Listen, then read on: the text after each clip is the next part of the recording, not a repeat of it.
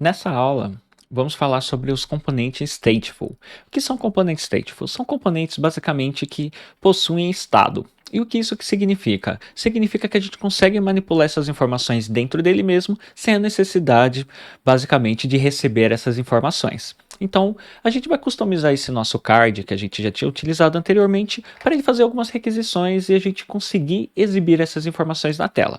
Para isso, a gente vai utilizar a biblioteca, na verdade, a API do Pokémon, que ela é gratuita e ela está disponível aí na internet. E é a Poké API que a gente vai utilizar, certo? Então, aqui ele está trazendo um resultado que seria para esse Pokémon, que no caso é o Dito, e ele vai trazer o que? Habilidades, ele vai trazer formas dele e outras informações mais. A gente pode utilizar qualquer outra API, mas eu vou utilizar essa, por exemplo, tá? Então, para isso, o que a gente vai precisar para um componente stateful? Por enquanto, a gente vai precisar de o quê? De uma const, onde eu vou colocar aqui API request. Simplesmente para a gente simular a nossa requisição da nossa API. E para isso, a gente vai precisar do quê? Fazer com que isso aqui seja assíncrono. Então, essa função ela é assíncrona. Então, a gente vai precisar passar o quê? Const, onde eu tenho aqui o meu data, igual a await, porque a gente vai fazer um aguardo de uma informação. Então, aqui vai ser o quê? Um fetch. E nesse fetch, a gente vai passar o quê? O nosso endpoint como primeiro parâmetro.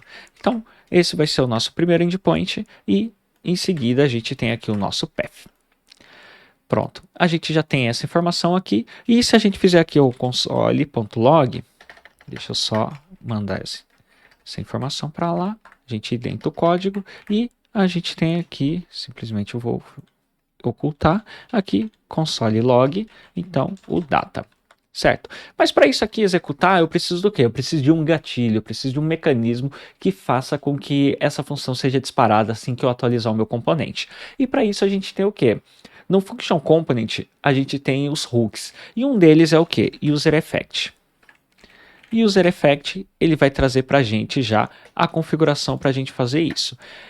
A gente vai ter uma abordagem que vai ser explicando referente a hooks, mas basicamente o hook do User Effect, para quem utilizava o React anterior, que era o do 16 para trás, que utilizava Class Component, basicamente o User Effect ele traz para a gente o gatilho para poder executar alguma função ou até mesmo algum valor assim que o componente é renderizado, certo? E a gente tem o que? O primeiro parâmetro, que é uma função de callback, e o segundo parâmetro. Esse segundo parâmetro ele é utilizado para a gente passar as dependências que vai ser ouvidas. Então, se a gente tiver um estado aqui dentro que a gente queira ficar ouvindo para poder disparar o que tiver aqui dentro do callback, a gente vai passar aqui para dentro. Mas por enquanto a gente não vai se aprofundar nesse conteúdo e a gente vai dar continuidade para entender o que é uma componentização stateful.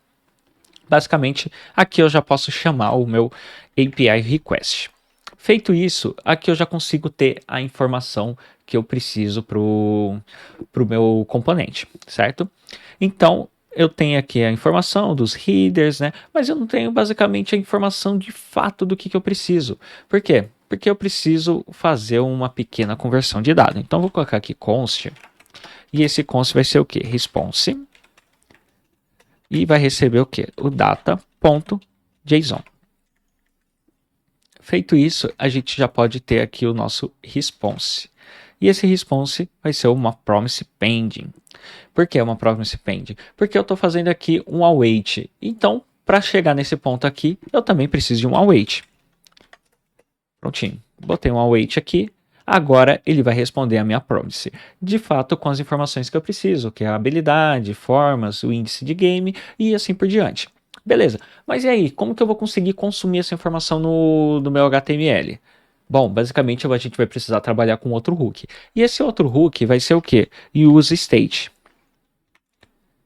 O use state, basicamente ele tem esse formato aqui. Eu vou fazer a importação dele aqui em cima, na nossa biblioteca do React, certo?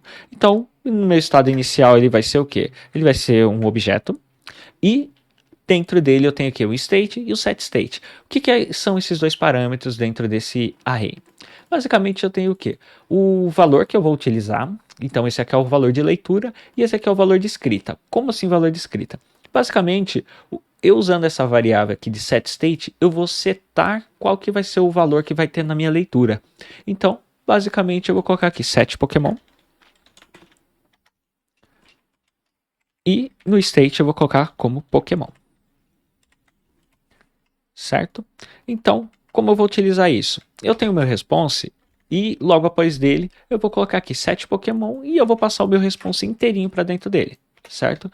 Se eu vier aqui e der um console log, por exemplo, fora da minha função, veja que eu consigo já pegar essa informação do Pokémon. Vou atualizar de novo, porque vocês vão ver que eu consigo pegar a informação do Pokémon. Então basta eu fazer o quê? Basta eu entrar aqui e colocar Pokémon.name. Deixa eu apagar toda essa minha validação de condicional, que a gente não vai precisar mais. E a gente vai utilizar aqui Pokémon.name.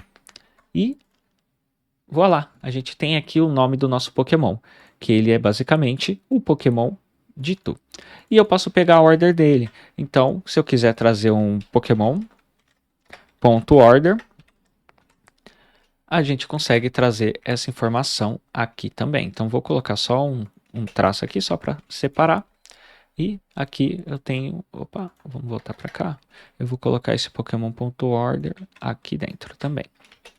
Então, eu não vou precisar mais dessa informação. Prontinho. Então, eu tenho a informação do Pokémon. Se, por exemplo, eu queira renderizar uma imagem do meu Pokémon, eu posso? Sim, eu posso renderizar a imagem desse Pokémon.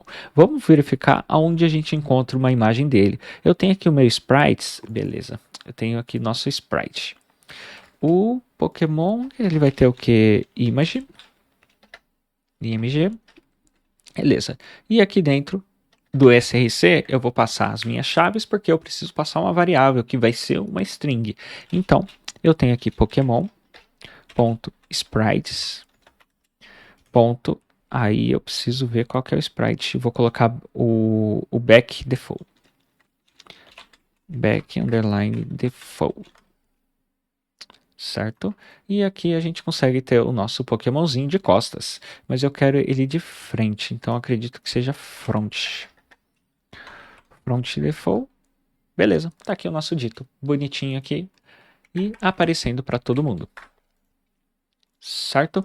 Então, a gente consegue trabalhar com manipulação de estados dentro do componente, onde ele deixa de ser um componente stateless e passa a ser um componente stateful, onde a gente consegue fazer a manipulação dessa informação. Mas isso não quer dizer que a gente não possa utilizar a informação que esteja fora. Porque a gente pode sim continuar utilizando a mesma informação e ao mesmo tempo a gente consegue receber informações e manipular elas dentro do próprio componente. Então, eu espero que vocês tenham entendido como a gente trabalha com componente stateful e nos vemos na próxima aula. Tchau, tchau.